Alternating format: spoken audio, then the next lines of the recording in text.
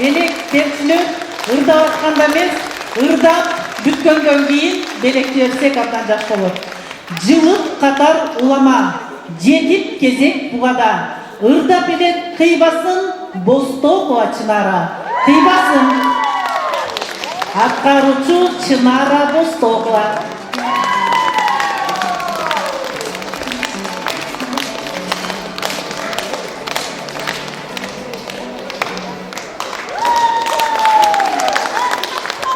Ürçü meymanımız Aktala'dan geldi zaten sizler kırda birinde.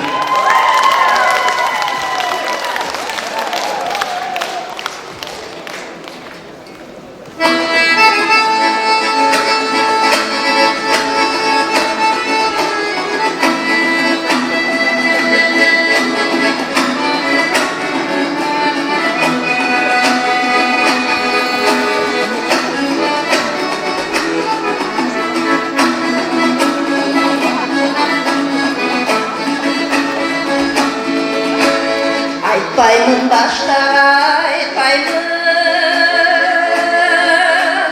ашыкмын анымдан кайтпаймын. Аны сен билсең да билбегин,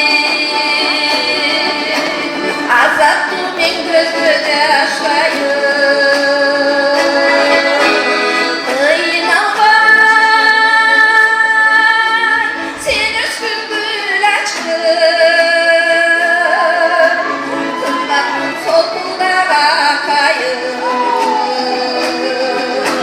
Kıynalbay sen özgün gül açtın, kılda durmay sokullara kayın.